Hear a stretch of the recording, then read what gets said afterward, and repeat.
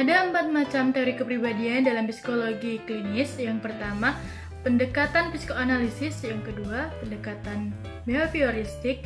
Yang ketiga, pendekatan kognitif. Dan yang terakhir, pendekatan humanistik.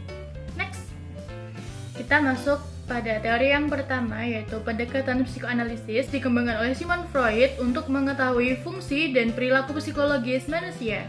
Pendekatan psikoanalisis ini fokus menyelidiki aktivitas ketidaksadaran manusia yang terdiri dari emosi, motivasi, dan aspek kepribadian lainnya. Tujuan dari pendekatan ini adalah membawa materi yang tidak sadar dari dalam diri manusia pada alam kesadaran, karena sejatinya manusia itu tidak menyadari akan potensi yang ada di dalam dirinya. Maka dari itu, hal tersebut akan dibawa ke alam sadarnya agar mereka mengetahui potensi dirinya. Teknik pendekatan yang pertama adalah asosiasi bebas. Kondisi ini di mana konselor mempersilahkan klien untuk membicarakan apa yang ada di dalam pikirannya. Mereka dipersilakan untuk menceritakan apapun yang ada di dalam isi pikirannya tadi, dan konselor akan mendengarnya dengan seksama. Teknik pendekatan yang kedua yaitu analisis mimpi. Di sini konselor mempersilahkan klien untuk memberikan jurnal mimpinya. Sebelumnya klien diminta untuk membuat jurnal mimpi. Jadi klien menuliskan apa yang dimimpikannya tadi malam, seperti itu. Kalau klien tidak setuju dengan pendekatan analisis mimpi, kalian bisa menggunakan cara analisis transferensi, di mana teknik utama dalam psikoanalisis sebab mendorong klien untuk menghidupkan kembali masa lalunya dalam terapi. Yang keempat, ada analisis resistensi yang bertujuan untuk membantu klien agar menyadari alasan-alasan yang ada di balik resistensi atau perlawanan dalam berlangsung sehingga dia bisa menanganinya. Materi selanjutnya akan dilanjutkan oleh rekan saya, Muhammad Rizal Rifai. Muhammad Rizal Rifai menjelaskan tentang pendekatan behavioral.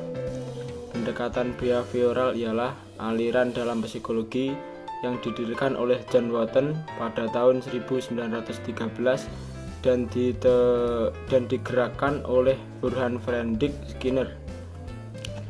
Kepribadian manusia merupakan behavioral, yaitu perilaku yang dibentuk berdasarkan hasil pengalaman, dan pengalaman tersebut diperoleh dari interaksi individu lingkungannya.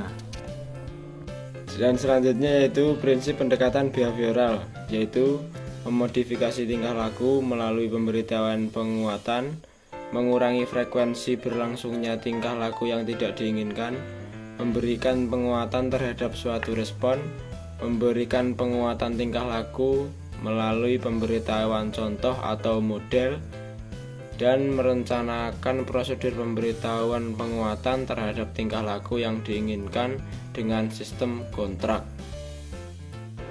Dan saya Wulansari. Di sini saya akan melanjutkan penjelasan tentang pendekatan kognitif. Terapi kognitif sendiri memiliki pengertian yaitu sebagai berikut: terapi yang menggunakan pendekatan terstruktur, aktif, terarah, jangka pendek untuk mengatasi berbagai hambatan kepribadian seperti kecemasan dan depresi.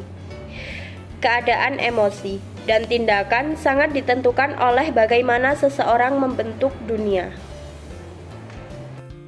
Terapi kognitif sendiri memiliki prinsip-prinsip sebagai berikut. 1. Aktivitas kognitif mempengaruhi perilaku. Yang kedua, dapat memantau dan memodifikasi aktivitas kognitif. 3. Perubahan perilaku yang diinginkan dapat dilakukan melalui perubahan kognitif. Pendekatan kognitif sendiri memiliki 3 tahap, yaitu 1. Introspeksi, yaitu di mana proses orang belajar untuk memahami perilaku mereka. Dialog internal yang dihasilkan ditandai dengan penilaian negatif terhadap situasi. Kesulitan dapat muncul ketika pasien tidak dapat mendengar dan ingin mendengar apa yang ada dalam kenyataan.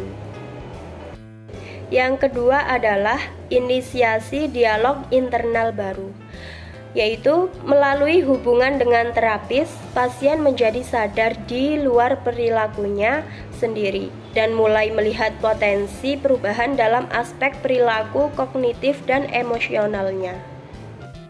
Dan yang ketiga adalah klien diajari bagaimana menggunakan keterampilan.